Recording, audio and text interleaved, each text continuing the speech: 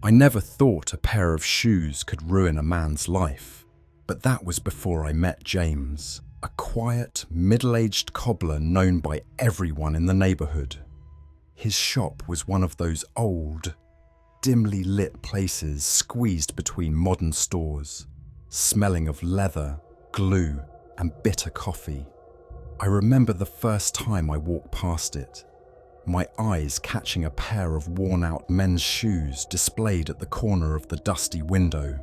They weren't for sale, just there, as if watching. There was something unsettling about them. Their cracked leather, dark stains around the sole, and the way they seemed to lean toward each other, like they shared a secret. James's story wasn't one he shared easily. People said he had once been a different man, cheerful, full of life, but after his wife's sudden death, he became a ghost, hiding behind his counter, mending soles and stitching broken dreams. The townsfolk whispered about that particular pair of shoes, saying they'd belonged to a rich man who died tragically. Some swore they'd seen the shoes move on their own, just a slight twitch, barely noticeable. No one dared to ask James, not until I did. And by then, it was already too late. It was a cold evening when I finally walked into the shop. The bell above the door jingled, but James didn't lift his head. I hesitated, the musty air thick around me. "Good evening," I managed, my voice cracking. James looked up slowly, his eyes dull, sunken, as if he hadn't slept for days.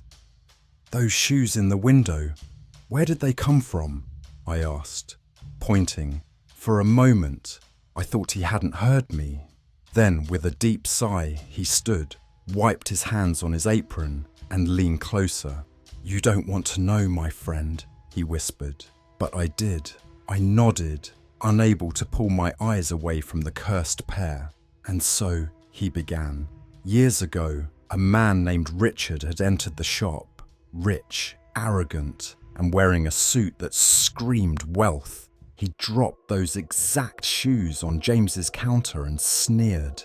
'Fix them. Money's no issue,' he'd said. But there was something strange. The shoes didn't look worn. They looked tormented. Scratches deep as cuts, dark stains that hadn't come from mud.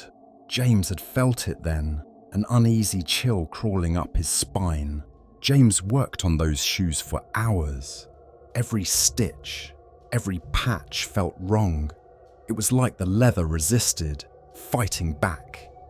By midnight, he was exhausted, his fingers bleeding from the needle.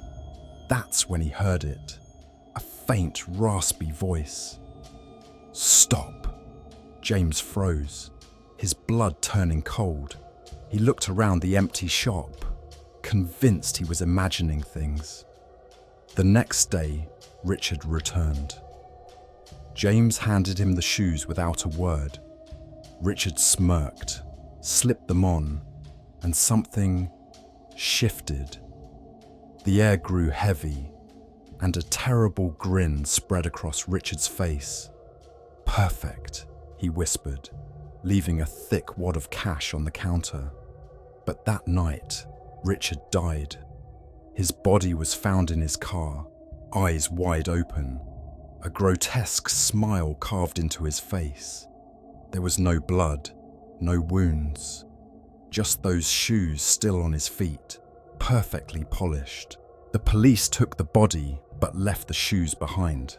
No one knows why. James woke the next morning to find them back in his shop window, right where they are now. He tried burning them, tossing them into the river, burying them deep, but each time they returned. "They belong here now," James murmured, staring at them with hollow eyes. Weeks turned into months. James stopped sleeping. He heard whispers, soft laughter, sometimes even screams. Customers stopped coming.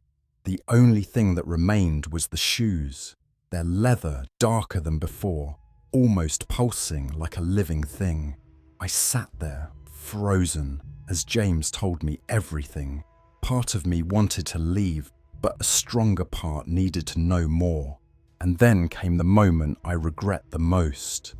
I asked him what would happen if someone else wore them. James's face twisted in horror. "No one must," he snapped. "They're cursed. They feed on souls. They choose their owner." But the seed was planted. I couldn't stop thinking about it. Days later, I found myself back at the shop. James was gone. The door was unlocked. I stepped inside, heart pounding, and there they were, waiting. My hands trembled as I reached out, my mind screaming to stop.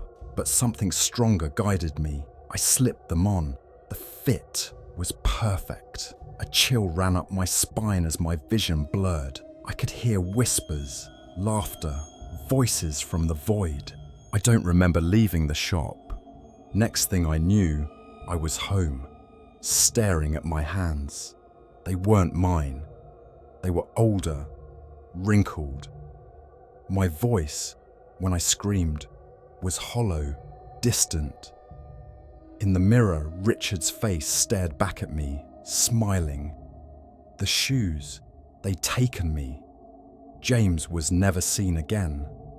Some say he finally escaped. Others believe the shoes claimed him, just like they did me. But there's one thing no one knows. The curse doesn't end with the wearer. It spreads. It waits. Last night, I woke up to find the shoes not on my feet, but at the foot of my bed, watching.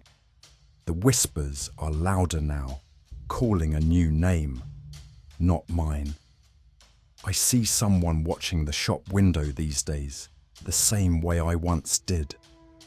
I want to scream, to warn them, but I can't. My voice is gone.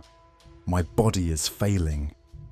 Soon, the shoes will have a new soul to feed on, and when they do, I'll finally be free, or so they say. But deep down, I know there's no escape.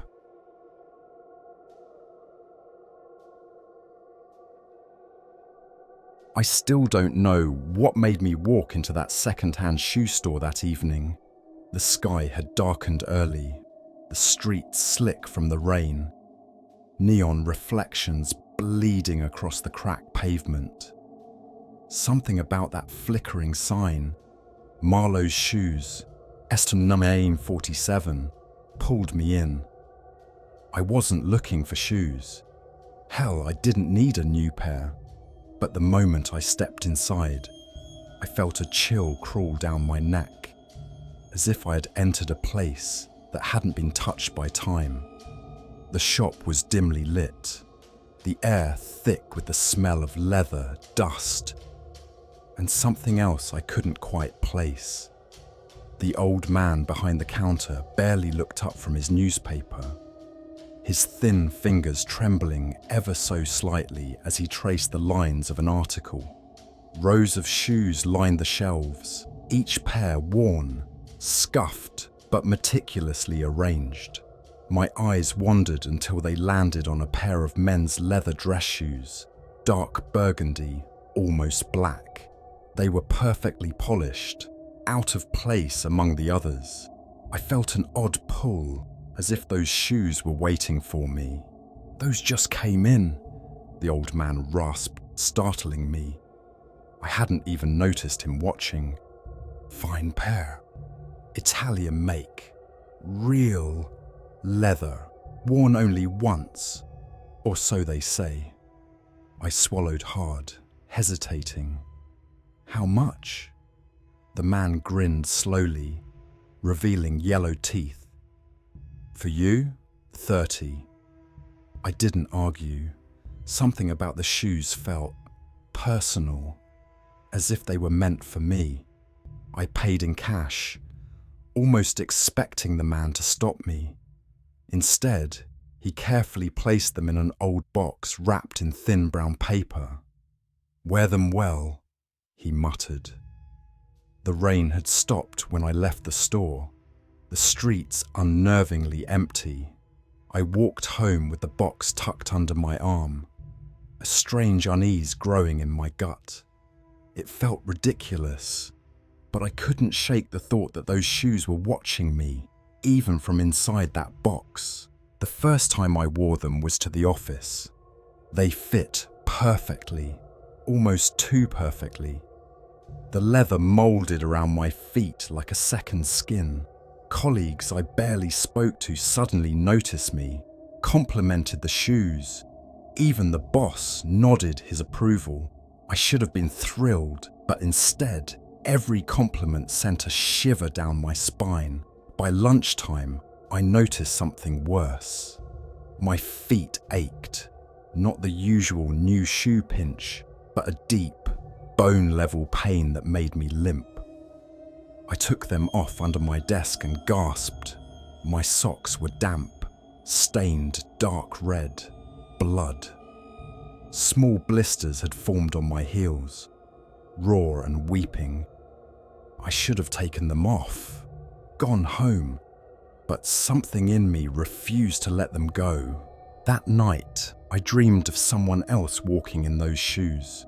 A tall man in a dark suit, his face always out of focus, striding down a cobbled street lit by flickering gas lamps.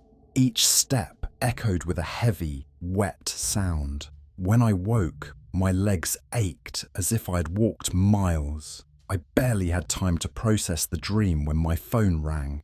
An old friend I hadn't heard from in years was dead. Heart attack, they said, out of nowhere.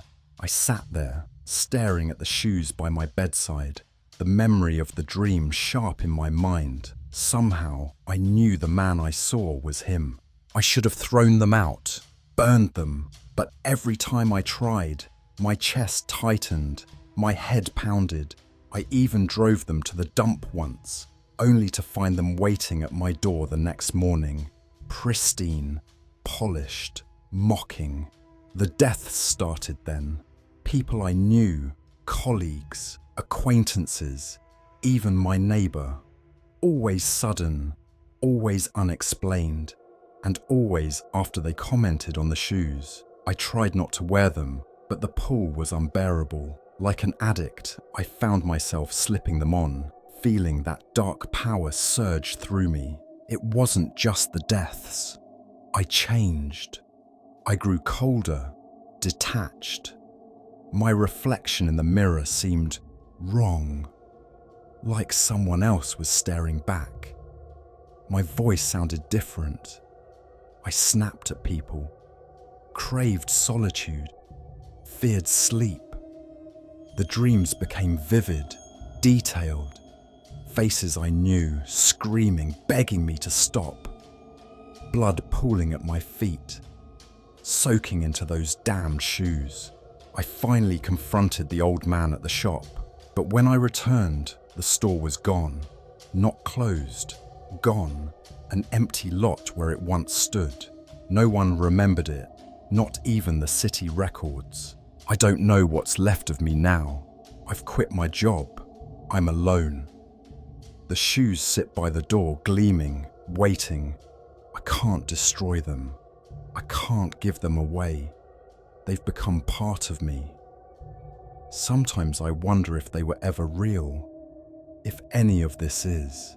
But then I hear the soft creak of leather in the dead of night, and I know they are still there, waiting for me to take another step. Maybe next time it'll be the last.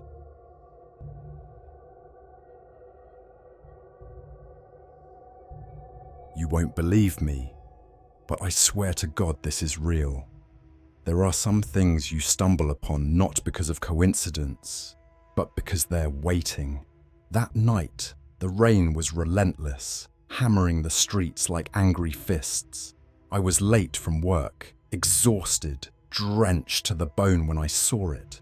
A worn-out shoe boutique with a crooked sign barely holding on. Salvatore's Leathercraft. I had never noticed it before. Hell, it wasn't there the day before. But the weak yellow light from inside drew me like a moth. The door creaked open on its own. The smell inside was nauseating.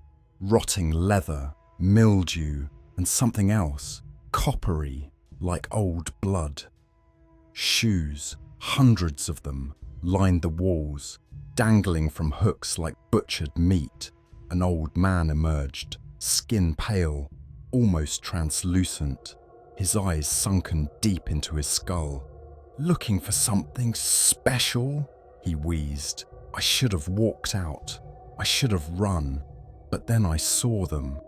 A pair of black leather Oxfords, pristine, gleaming unnaturally under the dull light. I felt drawn. "Those," I whispered. The man nodded slowly, his cracked lips twisting into a grin. "Ah, the widower's souls. A rare pair. They've waited long." I stared, confused. He ignored my hesitation and named a price far too low for such craftsmanship. My throat was dry as I handed him the cash. "Try them," he urged. "They choose." The moment I slipped my feet inside, a jolt shot up my legs. I gasped. They fit perfectly, hugging my skin like a second layer. "Good," the old man whispered. "They walk the path you owe." A chill ran down my spine. "What?" I stammered, but he was gone. The store empty. No walls, no shoes, just crumbling bricks and rain pouring into the ruins. I stood alone, trembling, those cursed shoes tightening around my feet. I barely made it home that night. My wife, Emily, noticed it first. "Tom, are you all right? You look pale." I nodded, lying through my teeth, but the truth clawed inside me. I couldn't take the shoes off. I tried everything. Scissors, a knife. My hands bled trying to unlace them. The leather just healed itself. Then the dreams started. Shadowy figures with missing faces. A woman in black, sobbing, voices whispering, "Walk the debt, pay the toll." Each night, I woke up drenched in sweat, the bedsheets twisted like I'd been fighting for my life. Emily begged me to see a doctor. How could I explain it? That my feet weren't mine anymore. Days blurred. I stopped going to work. My mind frayed at the edges. The shoes burned, hotter with each passing hour. I could feel them, hungering. Then, one night, my legs moved on their own. Emily screamed as I stumbled out into the dark, barefoot except for those cursed shoes. They dragged me to the old part of town, to places forgotten even by time. Shattered windows, abandoned factories, and finally, a bridge. There, a shadow waited, a woman, her face veiled, humming a lullaby that chilled my blood. "You wear his debt," she rasped, "the widower's curse. Only death frees you." I begged, I pleaded. The shoes tightened, cutting into my skin. "No one leaves until another takes your place," she whispered. "Give the shoes, or they consume." I fell to my knees, sobbing. Images flashed, men hanging from lampposts, drowned faces staring from the riverbed, all wearing the same shoes. "Please, how?" I cried. She pointed back toward the city. "Find someone lost, broken, offer them hope. That's how he tricked you. That's how it passes." She vanished, leaving me heaving on the cold ground, the shoes throbbing like a living heart. Now I roam the streets, every night, watching, searching. I see the desperate ones, the lonely, the dying. I feel the shoes ache for release. Emily left, couldn't stand the hollow shell I've become. But the shoes, they remain, whispering, tempting. Tonight, I saw you, standing in the rain, eyes drifting to my shoes, admiring them. I felt their joy. Perhaps it's you. Perhaps you'll take them. I pray you don't. But if you do, remember this. Once they fit, there's no escape. They will walk you until death takes you.